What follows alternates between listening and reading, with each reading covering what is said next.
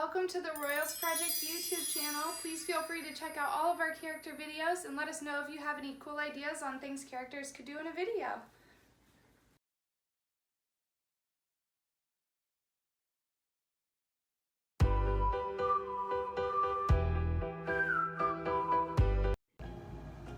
Alright, Chapter 13. They got their chance the next afternoon when their father emerged from the basement, red metal tool chest in hand. I promised Mr. Henry next door I'd help him install a new sink in the bathroom, he explained, adjusting his Dodgers cap with his free hand. When are you coming back? Casey asked, glancing at Margaret. Not very subtle, Casey, Margaret thought, rolling her eyes. It shouldn't take more than a couple of hours, Dr. Brewer said. He disappeared out the kitchen door. They watched him cut through the hedges in the backyard and head to Mr. Henry's back door. It's now or never, Margaret said, glancing doubtfully at Casey. Think we can do this? She tried the door, locked as usual. No problem, Casey said, a mischievous grin spreading across his face. Go get a paperclip. I'll show you what my friend Kevin taught me last week. Margaret obediently found a paperclip on her desk and brought it to him. Casey straightened the clip out, then poked it into the lock. In a few seconds, he hummed a triumphant fanfare and pulled the door open. Now you're an expert lockpicker, huh?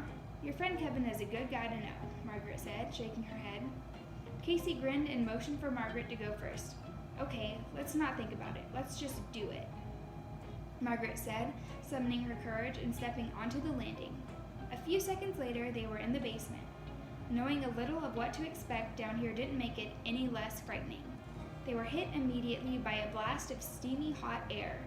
The air, Margaret realized, was so wet, so thick, that droplets immediately clung to her skin. Squinting against the sudden bright light, they stopped in the doorway to the plant room. The plants seemed taller, thicker, more plentiful than the first time they had ventured down here. Long, sinewy tendrils drooped from the thick yellow stalks. Broad green and yellow leaves bobbed and trembled, shimmering under the white light. Leaves slapped against each other, making a soft, wet sound. A fat tomato plopped to the ground. Everything seemed to shimmer. The plants all seemed to quiver expectantly. They weren't standing still. They seemed to be reaching up, reaching out, quaking with energy as they grew. Long brown tendrils snaked along the dirt, wrapping themselves around other plants around each other. A bushy fern had grown to the ceiling, curved, and started its way back down. Wow, Casey cried, impressed with the trembling, glistening jungle. Are all of these plants really brand new?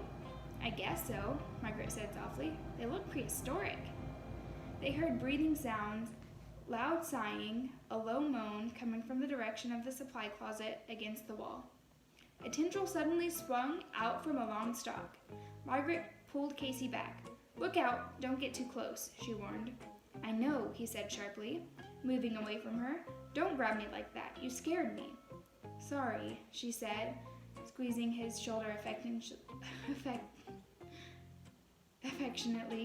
It's just, well, you remember last time. I'll be careful, he said. Margaret shuddered. She heard breathing, steady, quiet breathing. These plants are definitely not normal, she thought. She took a step back, letting her eyes roam over the amazing jungle of slithering, sighing plants. She was still staring at them when she heard Casey's terrified scream. Help! It's got me! It's got me! Chapter 14. Margaret uttered a shriek of terror and spun away from the plants to find her brother. Help! Casey cried. Gripped with fear, Margaret took a few steps towards Casey, then saw the small gray creature scampering across the floor. She started to laugh. Casey, it's a squirrel. What? His voice was several octaves higher than normal. It grabbed my ankle and... Look, Margaret said, pointing. It's a squirrel. Look how scared it is. It must have run right into you. Oh, Casey sighed.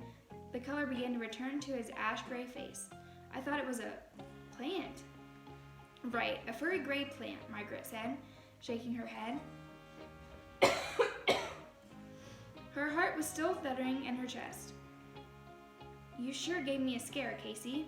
The squirrel stopped several yards away, turned, stood up on its hind legs, and stared back at them, quivering all over. How did a squirrel get down here? Casey demanded, his voice still shaky. Margaret shrugged. Squirrels are always getting in, she said. And remember the chipmunk we couldn't get rid of? Then she glanced over to the small ground level window at the top of the opposite wall. That window. It's open, she told Casey. The squirrel must have climbed in over there. Shoot, Casey yelled at the squirrel. He started to chase it. The squirrel's tail shot right up in the air and then it took off, running through the tangled plants. Get out, Casey screamed. The terrified squirrel, with Casey in close pursuit, circled the plants twice. Then it headed to the far wall, leapt onto a carton, then onto a higher carton, then bounded out the open window. Casey stopped running and stared up at the window. Good work, Margaret said.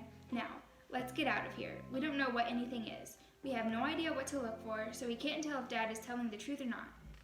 She started toward the stairs, but stopped when she heard the bumping sound. Casey, did you hear that?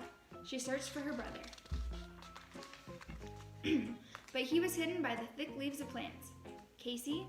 Yes, I heard it, he answered, still out of view. It's coming from the supply closet. The loud thumping made Margaret shudder. It sounded to her exactly like someone was banging on the closet wall. Casey, let's check it out, she said.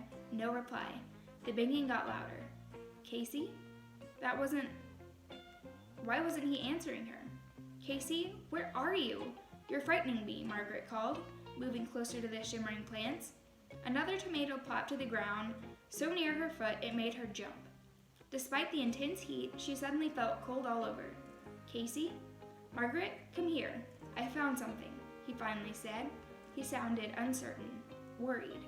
She hurried around the plant and saw him standing in front of the work table beside the supply closet. The banging from under the closet had stopped. Casey, what's the matter? You scared me, Margaret scolded. She stopped and leaned against the wooden work table. Look, her brother said, holding up a dark, folded-up bundle. I found this on the floor, shoved under this work table. Huh? What is it? Margaret asked. Casey unfolded it. It was a suit jacket, a blue suit jacket. A red striped necktie was folded inside it. It's Mr. Martinez's, Casey said, squeezing the collar of the wrinkled jacket between his hands. It's his jacket and tie. Margaret's mouth dropped open in a wide O of surprise. You mean he left it here? If he left it, why was it bundled up and shoved back under the table? Casey asked. Margaret stared at the jacket. She ran her hand over the silky striped tie. Did you see Mr. Martinez leave the house yesterday afternoon? Casey asked. No, Margaret answered, but he must have left. I mean, his car was gone. He didn't drive, remember? He told Dad he got a lift. Margaret raised her eyes from the wrinkled jacket to her brother's worried face. Casey, what are you saying? That Mr. Martinez didn't leave? That he was eaten by a plant or something? That's ridiculous.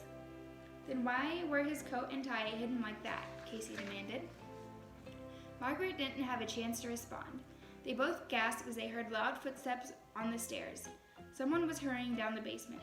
Hide, Margaret whispered. Where? Casey asked, his eyes wide with panic.